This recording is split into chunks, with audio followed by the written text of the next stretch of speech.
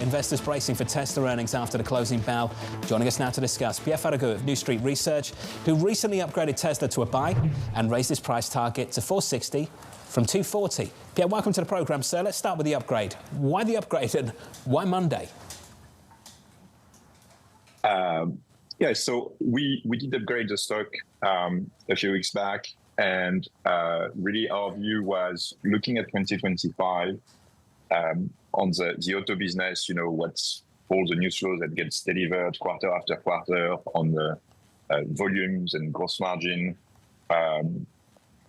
We don't see yet, green shots. We don't see like a recovery in demand, but we see like a situation where we are very close to the bottom. So from here, very limited downside risk. And at some point, we'll get new models. There is a new Model Y coming through right now. There will be new, lower price point models that are going to help volumes. And at some point, pricing will ease, the pressure that Tesla is under, like the rest of the auto industry at the moment, is going to ease. So things look relatively nice on that one. And then there is FSD 13. FSD 13 is really like a turning point in terms of self-driving capabilities. And even if we still see many, many years before you see a very large number of robotaxis from Tesla on the road, we think this year the news flow and evolution is going to be very, very positive and is going to support the sentiment on the name. So what we're going to see this year is probably the release of a first unsupervised version of FSD, this idea that you can have your car driving you around and you don't need to keep an eye constantly on the road. And then the technology is probably right now to see test fleets being deployed, and the company mentioned it in recent months, and we expect that to happen in Texas. So this vision where Tesla becomes a company that can produce millions of robotaxi every year and redeploys them across the country and across the globe, it's still a multi-year vision, but it's going to get more and more tangible this year.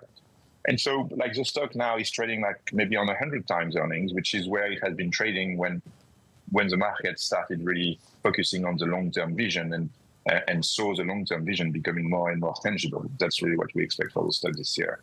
As you say, Pierre, this is the big long-term story. If we can get super near-term and just think about the last quarter and the next quarter, if I can just sit on that just for a moment, what did we learn yesterday from the likes of General Motors? What did we learn from them about how sales are developing and whether pricing power is sticking? Yeah. So what we've heard is the same story we've heard in the last 15 months, which is that auto demand is not recovering yet. It's still at a very low point. And so I wouldn't be too, demanding on what to expect tonight in terms of numbers. So we know already deliveries, they're slightly down year on year, recovering sequentially.